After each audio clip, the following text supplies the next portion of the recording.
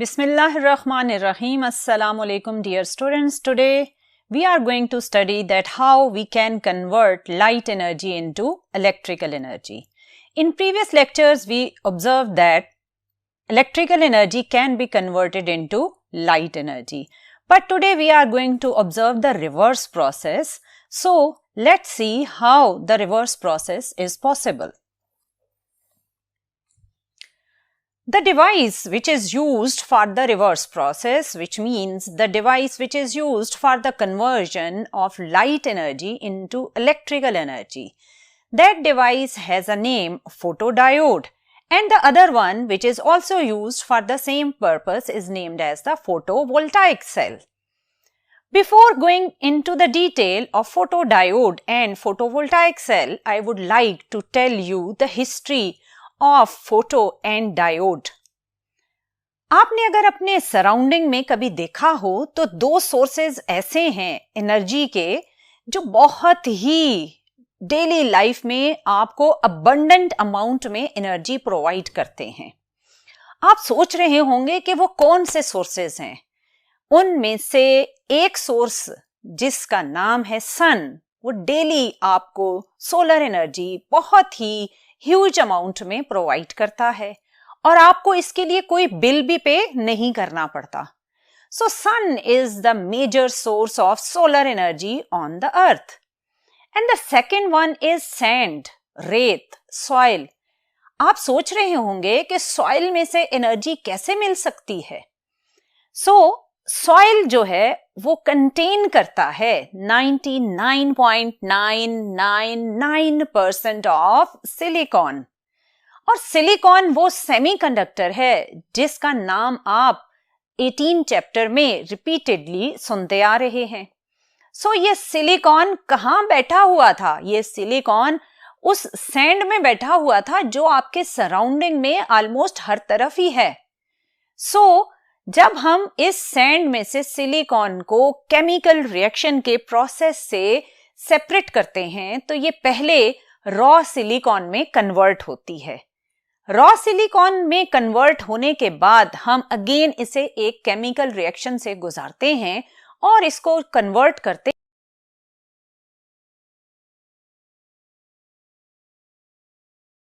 इस बेचारी सिलिकॉन को एक और केमिकल प्रोसेस में से गुजरना पड़ता है और इस प्रोसेस में से गुजरने के बाद ये कन्वर्ट हो जाती है क्रिस्टलाइन सिलिकॉन के अंदर. और इस सॉलिड क्रिस्टलाइन सिलिकॉन को फिर हम कट करते हैं स्मॉल वेफर्स में जिन्हें आप सिलिकॉन वेफर्स कहते हैं. और फिर यहां से इस सिलिकॉन में हम डोपिंग करके इसको कन्वर्ट करते थे पी और एन टाइप मटेरियल्स में जिससे बनता था डायोड. सो स्टूडेंट्स, जो फोटो डायोड वर्ड है ये बेसिकली दो आपके सराउंडिंग की ही चीजों से रिलेटेड है ना. अमेजिंग बात कि फोटो रिलेटेड है सन से, क्योंकि फोटो का मतलब है फोटॉन्स जो कि हम लेंगे सनलाइट से. और जो दूसरा इसका हाफ पोर्शन है that is diode. So diode कहां से चला था? सैंड से. सो सैंड से चलते चलते साइंस ने उस सैंड को देखें कैसे कन्वर्ट कर लिया एक डायोड की शक्ल में. सो अब इस फोटो और डायोड के कॉम्बिनेशन से हम एक और एडवांटेज भी हासिल करेंगे.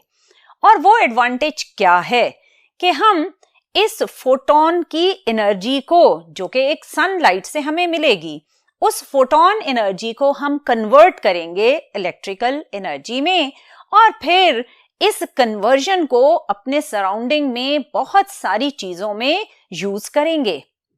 कैसे फोटो डायोड वर्क करेगा देखिए जरा.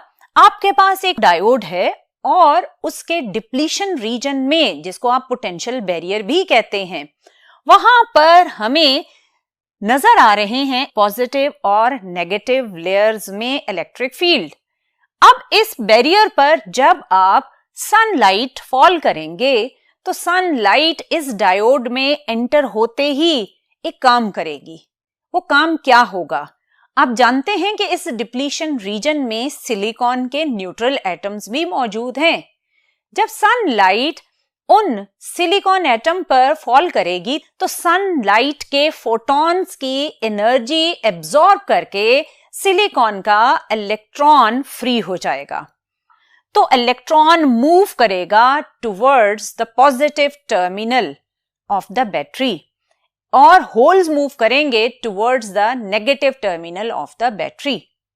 यहां आपने एक बात ध्यान से देखनी है कि जब आपने डायोड को डीसी सोर्स के साथ कनेक्ट करना है तो ये कनेक्शन होना चाहिए रिवर्स बायसिंग के अकॉर्डिंग।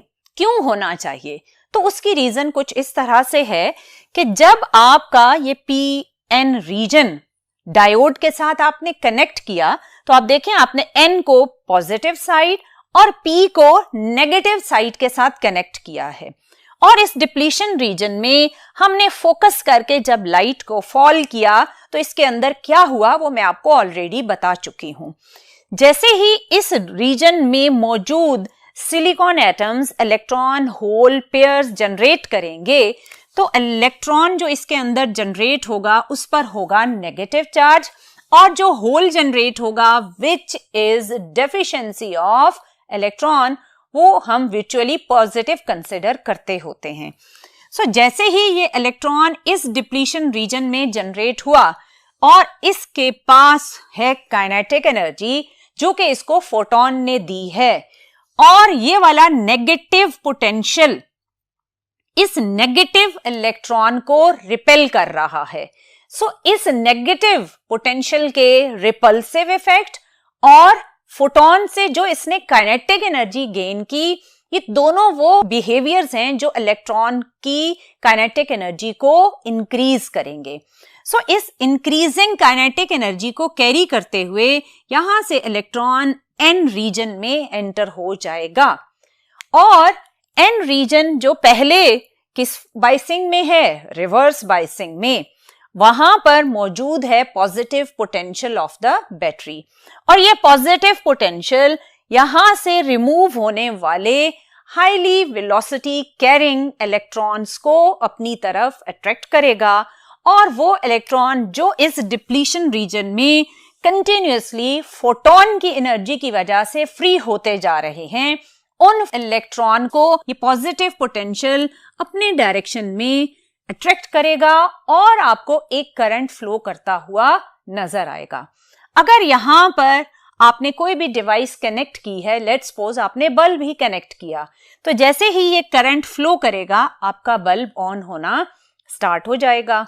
और अगर आप इस इंटेंसिटी ऑफ लाइट को इंक्रीज करते जाएं तो इस इंक्रीजिंग इंटेंसिटी की वजह से यहां पर जो इलेक्ट्रॉन्स फ्री होंगे उनका नंबर भी बढ़ना स्टार्ट हो जाएगा और उन इलेक्ट्रॉन्स का नंबर इंक्रीज होने की वजह से जो सर्किट में करंट फ्लो करेगा उसकी अमाउंट भी इंक्रीज होना स्टार्ट हो जाएगी।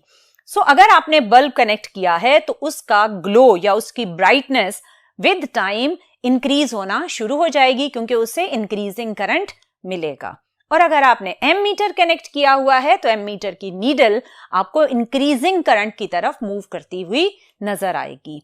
सो डियर स्टूडेंट्स, आपने देखा कि जब फोटॉन्स या सनलाइट आपके डायोड के डिप्लीशन रीजन पर फॉल करती है, वो वाला डिप्लीशन रीजन जो ऑलरेडी रिवर्स बायसिंग के अंदर है और रिवर्स बायसिंग की वजह से आपके सर्किट में कोई भी करंट इनिशियली नहीं था, लेकिन जैसे ही लाइट फॉल हुई तो रिवर्स बायसिंग होने के बावजूद आपको सर्किट में करंट फ्लो होता हुआ नजर आया।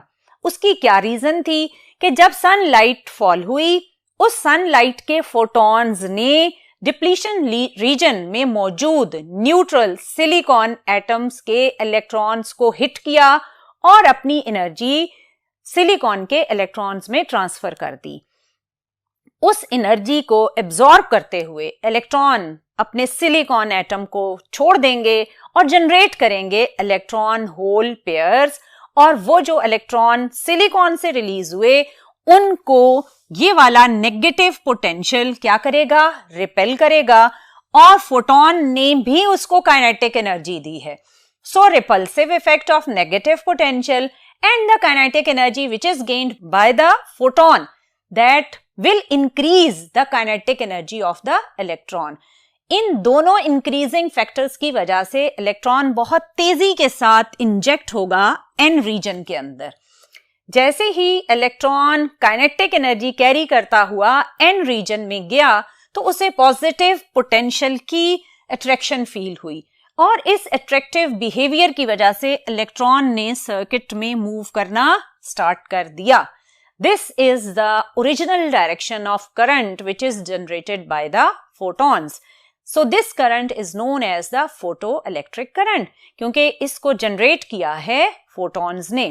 अगर आप अपनी बुक्स में देखें तो आपको इसके ऑपोजिट यानी इस तरफ एरो नजर आएगा करंट का और ये कन्वेंशनल करंट का डायरेक्शन है क्योंकि हम हमेशा ड्रॉ करते हैं from positive terminal to negative terminal, but actually ये इलेक्ट्रॉनिक करंट है तो ये मूव कर रही होगी from N side of the diode towards the P side of the diode. इसको अगर आप डायोड को सिंबॉलिकली इंडिकेट करें तो इसका सिंबल कुछ इस तरह का होगा. ये एरो इंडिकेट करता है पॉजिटिव साइड, ये लाइन इंडिकेट करती है नेगेटिव साइड और इसमें आपको फोटॉन्स इनवर्ड आते हुए नजर आएंगे. हमने अपने प्रीवियस लेक्चर में जब एलईडी पढ़ा था तो एलईडी में ये एरोज आउटवर्ड थे क्योंकि एलईडी फोटॉन्स ओरिजिनेट कर रहा होता है, डोनेट कर रहा होता है आपको. सो यहां पर हम फोटॉन सिस्टम को दे रहे हैं. सो फोटॉन इनवर्ड जा रहे हैं और इनके आने से सर्किट में क्या जनरेट हो रहा है, एक करंट, और जिसका डायरेक्शन ओरिजिनल अगर आप ड्रॉ करें तो वो इस तरफ होगा, लेकिन अगर आप कन्वेंशनल करंट के अकॉर्डिंग ड्रॉ करें तो उसका डायरेक्शन ये वाला होगा. और आपको मैंने ये भी बताया कि जैसे जैसे आप फोटॉन की अमाउंट को इंक्रीज करते जाते हैं, विच मीन्स जैसे जैसे आप इंटेंसिटी ऑफ लाइट को इंक्रीज करते जाते हैं तो इंटेंसिटी ऑफ लाइट के इंक्रीज होने से यहां पर जो इलेक्ट्रॉन होल पेयर्स बनते हैं उनका नंबर भी इंक्रीज होना स्टार्ट हो जाता है. सो जितने ज्यादा इलेक्ट्रॉन होल पेयर्स बनेंगे या जितने ज्यादा इलेक्ट्रॉन्स फ्री होंगे उतना ही ज्यादा करंट आपके सर्किट में फ्लो करेगा. सो जैसे जैसे इंटेंसिटी ऑफ लाइट इंक्रीज होगी तो आपके पास सिस्टम में रिवर्स करंट भी इंक्रीज होना शुरू हो जाएगा. अब आपके दिमाग में यकीनन ये क्वेश्चन आ रहा होगा कि हमें रिवर्स बायसिंग करने की क्या जरूरत थी, हमने क्यों नहीं फॉरवर्ड बायसिंग की. सो डियर स्टूडेंट, इसका आंसर ये है कि हमारा फोटो डायोड को बनाने का जो मकसद था वो था डिटेक्शन ऑफ लाइट, कि हम किसी जगह पर अगर ये चेक करना चाहते हैं कि लाइट मौजूद है या नहीं है तो हम फोटो डायोड को यूज करेंगे. अब दोबारा आपके माइंड में एक बात आ रही होगी कि लाइट तो नजर आ रही होती है, उसको डिटेक्ट करने की क्या जरूरत है. सो डियर स्टूडेंट्स, आपको सिर्फ विजिबल रीजन के जो 7 कलर्स वाली लाइट है वो नजर आ सकती है, लेकिन अगर आप अल्ट्रावायलेट रीजन या इंफ्रारेड रीजन की लाइट की बात करें तो वो आपको नजर नहीं आती. लेट्स सपोज अगर इस वक्त कमरे में आप जहां बैठे हैं वहां अंधेरा हो तो आप कहेंगे कि यहां कोई लाइट नहीं है, बट मे बी वहां पर कोई अल्ट्रावायलेट या इंफ्रारेड रेडिएशंस हो और वो आपको नजर नहीं आ रही होंगी. अगर वो आपको नजर नहीं आ रही तो फिर आपको कैसे पता चलेगा कि आपके सराउंडिंग में इनविजिबल रेडिएशंस मौजूद हैं या नहीं हैं. सो उनकी प्रेजेंस को चेक करने के लिए आपको reversed biased photo diode use करना पड़ेगा. अगर ये जंक्शन फॉरवर्ड बायस्ड होता तो फिर ये तो ऑलरेडी ही आपको करंट दे रहा होता. अगर हमने इसे रिवर्स्ड बायस्ड किया है तो इसकी अपनी सर्किट की करंट क्या होगी, 0 होगी.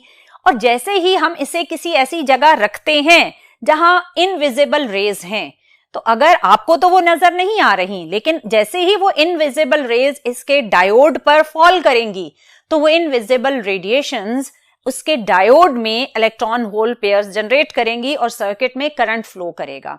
जैसे ही करंट फ्लो करेगा तो उस करंट की इंडिकेशन से आपको ये पता चल जाएगा कि उस रीजन में कोई ना कोई रेडिएशंस मौजूद हैं. सो इस पर्पस के लिए, क्योंकि हमने इसे यूज करना है, इसलिए आप इसको रिवर्स्ड बायसिंग में रखते हैं so that initial current in the circuit is 0 and when some light hits the diode, then you can detect the presence of that light with the help of the current which is generated by the electron hole pairs. So, हम अपनी daily life में इसको कहां कहां और कैसे use करते हैं, चलिए देखते हैं. इसमें एक तो आपने ये याद रखना है कि हमेशा डायोड रिवर्स बायस है, मैं रिपीटेडली आपको बता चुकी हूं.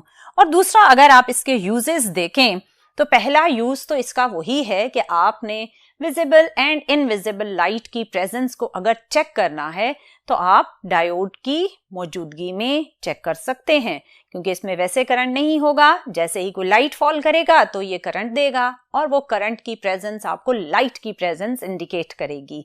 दूसरे जो यूजेस हैं वो बड़े इंटरेस्टिंग हैं और आपके डेली लाइफ में बहुत ज्यादा यूज होते हैं. पहला है ऑटोमेटिक स्विचिंग और लॉजिक सर्किट्स. ये ऑलमोस्ट मिलते जुलते ही हैं, जिसमें आप अगर बर्गलर अलार्म का नाम आपने सुना होगा. अगर आप बड़े बड़े मॉल्स में शॉपिंग करने जाते हैं तो वहां एंट्रेंस पर एक डोर होता है जिसमें से आप गुजरते हैं तो एक बीप की आवाज आती है. वो जो बीप की आवाज है बेसिकली वो आपके फोटो डायोड का ही फंक्शन होता है. होता यह है कि जब आप डोर में से क्रॉस करते हैं तो आप for the time being for a moment जो लाइट है उसको ब्लॉक करते हैं. सो आपके गुजरने से पहले वहां पर फोटो डायोड का फंक्शन कंप्लीट हो रहा होता है और एक सर्किट में करंट फ्लो कर रहा होता है. लेकिन जैसे ही आपने डोर को क्रॉस किया तो डोर के क्रॉस करते ही आपने लाइट का पाथ रोक दिया. जैसे ही आपने लाइट का पाथ रोका और करंट फॉर अ मोमेंट 0 हुई तो उसको वो 1 काउंट करेगा. और जैसे ही दूसरा बंदा वहां से गुजरा तो उसने अगेन लाइट को ब्लॉक किया. जैसे ही लाइट ब्लॉक होगी तो वो जो बीप की आवाज आएगी उसके साथ ही काउंटर नंबर 2 काउंट करेगा. सो डेली पूरा सुबह से लेकर शाम तक जितने बंदे उस मॉल में से उस दरवाजे में से गुजरेंगे वो फोटो डायोड उनको काउंट देता रहेगा. यहां से अंदाजा किया जा सकता है कि मॉल में रूटीन लाइफ में डेली कितने बंदे आते हैं शॉपिंग के लिए. दूसरा, अगर आप देखें तो आप जब कपड़े खरीदते हैं या कोई भी और चीज आपने अगर शॉपिंग मॉल में देखी तो उसके साथ एक टैग लगा हुआ होता है. वो जो टैग है वो बेसिकली फोटो सेंसिटिव टैग होता है. वो इसलिए लगाया जाता है कि कोई उन चीजों को चोरी ना कर सके, क्योंकि वो मैग्नेटिक स्ट्रिप के साथ अटैच्ड होता है. तो आप उसको रिमूव करना भी चाहें उस चीज के ऊपर से तो वो वहां से रिमूव नहीं होता. सो आपको मजबूरन, अगर आपका इरादा खराब है और आप चीज चोरी करना चाहते हैं तो आप उसको बैग में रखकर जैसे ही उस दरवाजे को क्रॉस करेंगे तो वहां पर उन्होंने ऐसी फोटो डायोड सिस्टम के साथ ऐसी अरेंजमेंट और ऐसी रेज कनेक्ट की हुई उनमें से इमिट हो रही होती हैं कि जैसे ही वो रेज आपके उस बैग में मौजूद चीज के कोड के साथ मैच करेंगी तो फौरन ही साउंड आएगी या बीप की आवाज आएगी, जिससे वहां मौजूद जो मैनेजमेंट है उसे पता चल जाएगा कि आपने कोई इलीगल तरीके से चीज को लेकर जाने की कोशिश की है. सो ये आपको सिक्योरिटी प्रोवाइड करता है. सो नेक्स्ट टाइम बहुत ही एहतियात कीजिएगा. इसके अलावा जो ऑप्टिकल कम्युनिकेशन है, जिसका आपने फर्स्ट ईयर में बड़ी डिटेल में ऑप्टिकल फाइबर कम्युनिकेशन सिस्टम पढ़ा था, वहां पर दोनों डिवाइसेस यूज होती हैं. दोनों से मुराद है LED जो हमारा प्रीवियस लेक्चर का टॉपिक था वो, और फोटो डायोड.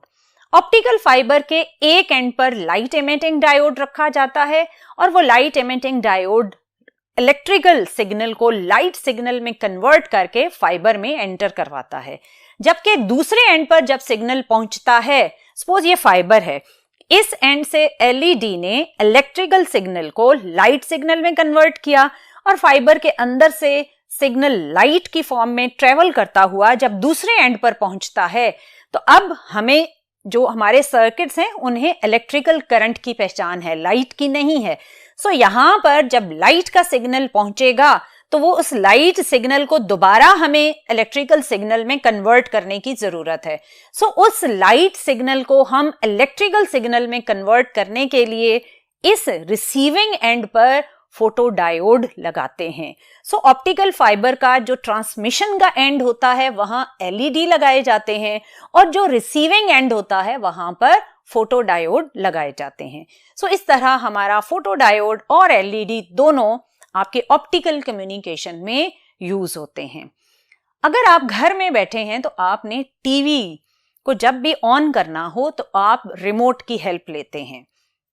मैंने आपको पहले भी बताया था कि रिमोट के अंदर LEDs अटैच्ड होते हैं जिसमें गैलियम आर्सेनाइड मटेरियल आप यूज करते हैं, और गैलियम आर्सेनाइड आपको इनविजिबल रीजन की रेडिएशंस देता है, लाइट देता है। सो रिमोट से जब आप टीवी को स्विच ऑन करते हैं तो बेसिकली रिमोट से लाइट सिग्नल जाता है, लेकिन टीवी जब उस लाइट सिग्नल को रिसीव करता है तो उस टीवी के सर्किट ने उस लाइट सिग्नल को अब चेंज करना होता है इलेक्ट्रिकल सिग्नल में। सो टीवी का जो रिसीविंग एंड है वहां पर अगेन फोटोडायोड्स अटैच्ड होते हैं, और वो फोटोडायोड रिमोट से आने वाले लाइट सिग्नल को कन्वर्ट करते हैं इलेक्ट्रिकल सिग्नल में। सो देखा स्टूडेंट्स किस तरह फोटोडायोड आपके इर्द गिर्द मौजूद बहुत सारी डिवाइसेस में डेली रूटीन में यूज हो रहा है। सो नेक्स्ट एक और भी डिवाइस है जिसका नाम है फोटोवोल्टाइक सेल। अब फोटोवोल्टाइक सेल और फोटोडायोड का फंक्शन मिलता जुलता है, थोड़ा बहुत इनकी कंस्ट्रक्शन में और वर्किंग बिहेवियर में फर्क है। तो चलिए देखते हैं कि फोटोवोल्टाइक सेल क्या चीज है। डियर स्टूडेंट्स, अगर आप अपनी बुक्स में बनी हुई डायग्राम पर जाएं तो वो एक 2D डायग्राम है फोटोवोल्टाइक सेल की। इसको देखकर इतना ज्यादा कॉन्सेप्ट क्लियर नहीं होता, तो चलिए आपको दिखाते हैं कि फोटोवोल्टाइक सेल का 3D वर्जन कैसा होता है।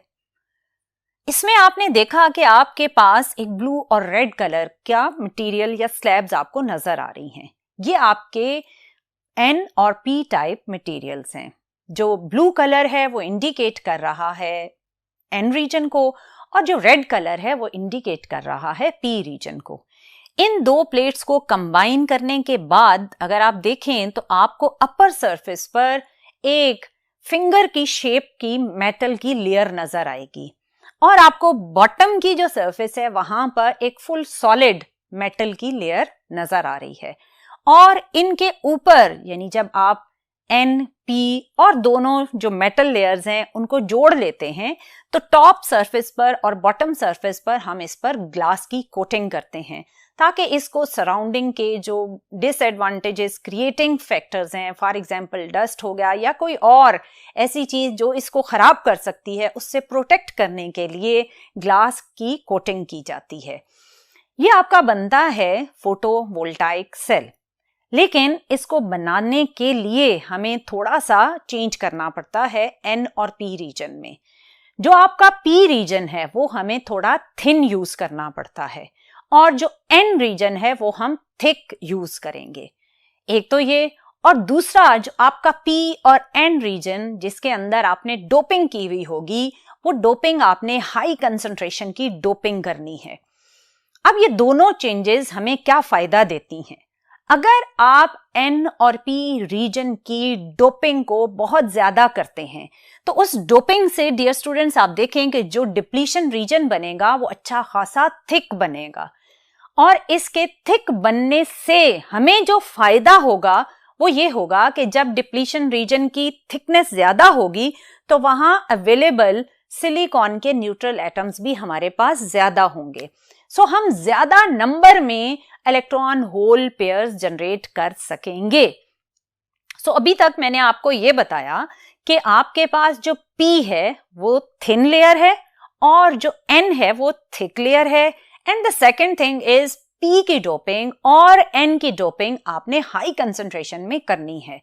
इससे हमें क्या फायदा होगा? उससे हमें फायदा ये होगा कि डिप्लीशन रीजन अच्छा खासा थिक बनेगा।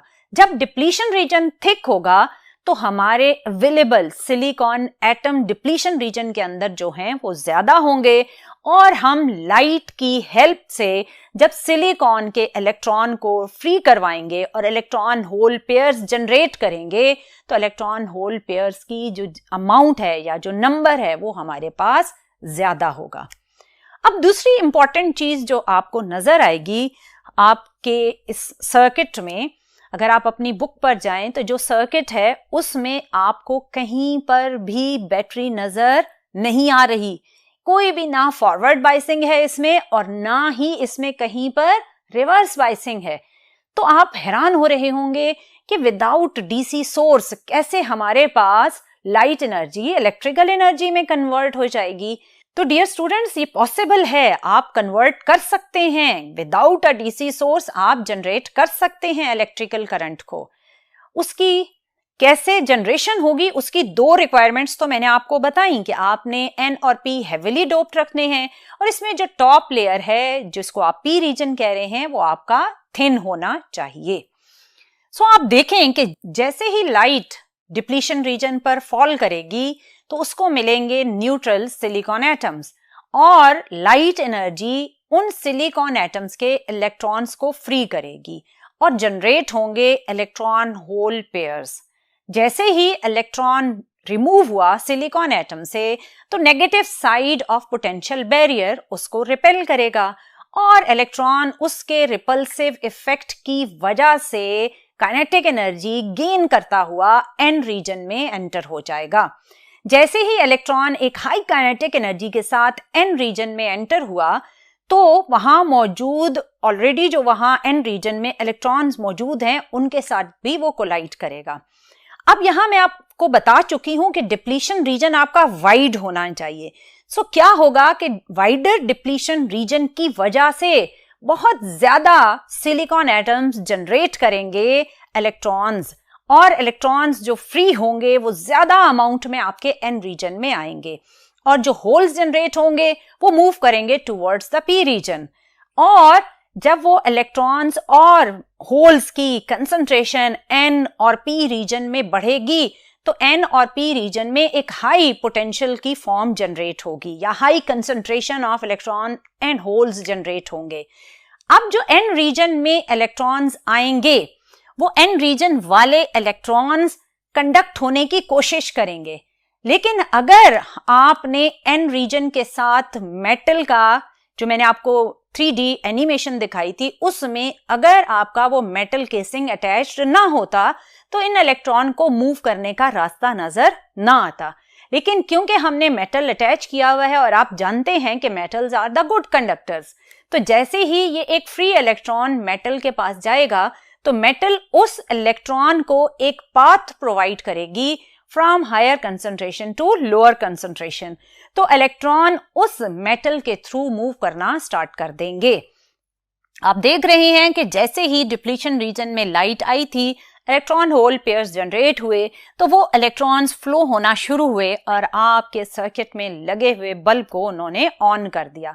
सो जैसे जैसे आप फॉल होने वाली लाइट की अमाउंट को बढ़ाते जाएंगे और जितना आपने अच्छा डिप्लीशन रीजन वाइडर जनरेट किया होगा उतने ही ज्यादा इलेक्ट्रॉन होल पेयर्स जनरेट होंगे और उतना ही high to low level concentration की वजह से इलेक्ट्रॉन की सर्किट में मूवमेंट होगी और आपको करंट की अमाउंट भी ज्यादा मिलेगी। सो ये एक ऐसा फोटो डायोड का यूज था जिसमें आपने ना तो फॉरवर्ड बाइसिंग की ना ही रिवर्स बाइसिंग की और थोड़ी सी ही चेंजेस ऑफ डोपिंग के साथ आपने ऐसा डिप्लीशन रीजन बनाया जिसमें आपके इलेक्ट्रॉन्स की और होल्स की हायर कंसंट्रेशन ने खुद ब खुद ही मेटल को यूज करते हुए एक ऐसा करंट जनरेट किया जो आपके सर्किट में लगी हुई डिवाइसेस को मिला तो उनका फंक्शन एक प्रॉपर फंक्शन की तरह स्टार्ट हो गया। अब आपके दिमाग में ये भी आ रहा होगा कि हमने जब N और P लेयर्स ली तो हमने P को थिन कंसंट्रेशन में क्यों यूज किया, और दूसरा जो P के ऊपर आपने मेटल कोटिंग की है उसको हमने इस तरह फिंगर की शेप्स में क्यों यूज किया है। तो इसका आंसर ये है कि हम ये चाहते हैं कि जब लाइट P रीजन पर फॉल करे तो वो फौरन से डिप्लीशन रीजन तक पहुंचे ताकि फोटॉन्स अपनी एनर्जी कम से कम लूज करते हुए डिप्लीशन रीजन को अप्रोच करें। अगर आप P रीजन थिक रख देंगे तो फोटोन अपनी बहुत सारी एनर्जी P रीजन को ही क्रॉस करने में यूज कर लेंगे। सो P जितना थिन होगा फोटॉन्स उतनी जल्दी डिप्लीशन रीजन पर अप्रोच करेंगे। और सेकंड, हमने मेटल को इस तरह क्यों लगाया कि उसके बीच में हमें गैप्स हैं, हमने पूरी एक मेटल प्लेट क्यों नहीं लगाई। उसकी वजह यह है कि ये है टॉप सरफेस और आपने लाइट को टॉप से ही हिट करवाना है और इसी साइड से आपने करंट को भी कंडक्ट करवाना है, कंडक्टिंग पाथ देना है। सो दोनों पर्पस अचीव करने के लिए हम मेटल इस तरह अटैच करते हैं कि 40% आपका जो पोर्शन है, अपर पोर्शन, 40% उसका मेटल के साथ अटैच्ड हो और 60% आपके आने वाले फोटॉन्स के लिए अवेलेबल हो। अगर आप सारे को ही मेटल से कवर कर देंगे तो फिर फोटॉन्स पी रीजन से जाकर आपके डिप्लीशन रीजन को अप्रोच ही नहीं कर पाएंगे। फोटॉन को पाथ प्रोवाइड करने के लिए हमें खाली जगह छोड़नी पड़ी और इलेक्ट्रॉन्स को कंडक्टिंग पाथ प्रोवाइड करने के लिए हमें थोड़ा बहुत 40% तक का मेटल भी कनेक्ट करना पड़ा। ये रीजंस थी कि कैसे आपने या क्यों आपने पी और एन रीजन में डोपिंग की कंसंट्रेशन बढ़ाई, क्यों आपने पी थिन यूज किया, एन वाइडर यूज किया। एन अगर वाइडर हो तो आपके पास अवेलेबल नंबर ऑफ इलेक्ट्रॉन्स भी ज्यादा अमाउंट में मौजूद होते हैं, आप करंट की कंसंट्रेशन को ज्यादा एनहांस कर सकते हैं। और सेकेंडली कि आपने मेटल केसिंग क्यों टॉप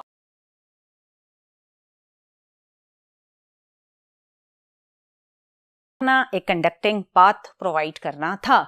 अब ये वाला फोटो सेल हम कहां और कैसे यूज करते हैं, इसके लिए आपका जो सबसे इंपॉर्टेंट इसका यूज है वो है फॉर चार्जिंग बैटरीज।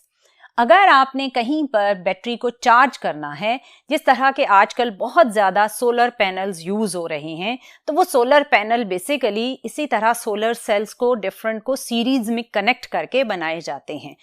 उन सोलर सेल्स की या सोलर पैनल्स की हेल्प से आप सनलाइट को यूज करके डिफरेंट बैटरीज को चार्ज कर सकते हैं।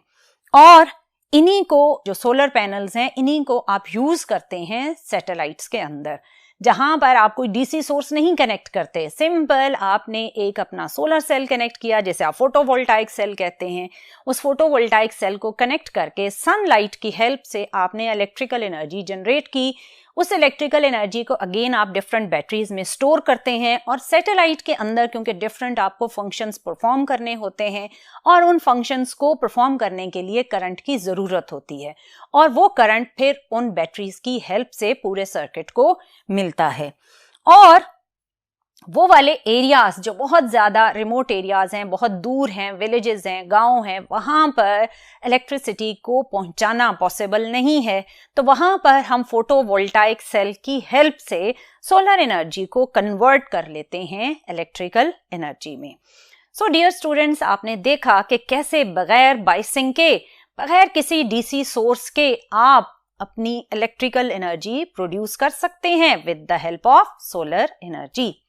डियर स्टूडेंट्स, ये थे दो uses, photo diode and photovoltaic cell, जिनमें थोड़ा बहुत डिफरेंस था, लेकिन इस थोड़े से डिफरेंस ने किस तरह आपके सन और सैंड में मौजूद चीजों को आपके लिए इलेक्ट्रिकल एनर्जी में कन्वर्ट किया। मजीद यूजेस देखेंगे और आने वाले लेक्चर्स में हम मजीद देखेंगे कि डायोड्स को कैसे आप अपनी लाइफ में डिफरेंट एडवांटेजेस की फॉर्म में देख सकते हैं। टिल देन, अल्लाह हाफिज।